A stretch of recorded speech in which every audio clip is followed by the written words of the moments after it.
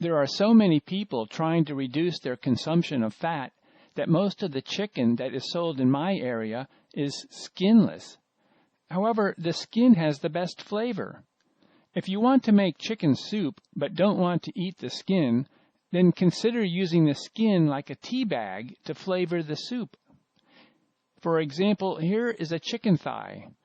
The first thing I'll do is pull off the skin. Then I'll chop the chicken up into pieces and put it into a bowl. I'll put the chicken skin on top to make it more visible, but it doesn't matter where you put it. I add only a small amount of water because I prefer soup with lots of meat and other things to chew on. In this case, the soup will be entirely meat. Then I put the bowl into a crock pot and use a temperature controlling device to keep the crock pot at about 62 degrees Celsius. I leave it in the crock pot for 3 to 5 hours, depending on how frozen the chicken was. This is a low-power crock pot, so it takes about an hour just for it to reach the proper temperature. Then I have to wait for the meat to reach that temperature, and most important of all, I have to let the meat remain at that temperature for about 30 minutes.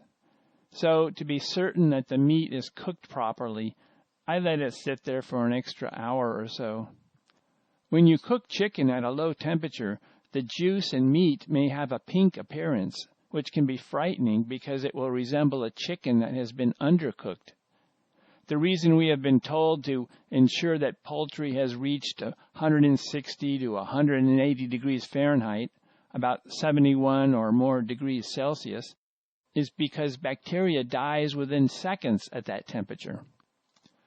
When you cook at only 62 degrees Celsius, you have to hold the meat at that temperature for almost 30 minutes. The USDA has charts to show how long we need to hold various types of food at a particular temperature in order to ensure that the bacteria has been killed. I'll put a link to the charts in the description. Since it is difficult to know when the center sections of the meat have reached the proper temperature, just double or triple the times that those charts recommend. After the soup has been cooked, remove the skin. When you cook at these low temperatures, you don't have to be so concerned about overcooking. Actually, cooking at a low temperature is so simple and foolproof that we could have robots do it for us. And the cleanup is easy because nothing burns. The disadvantage is that it takes much longer to prepare a meal. Most restaurants and food processing businesses don't want to spend the time, which is why they use high temperatures for pasteurization and cooking.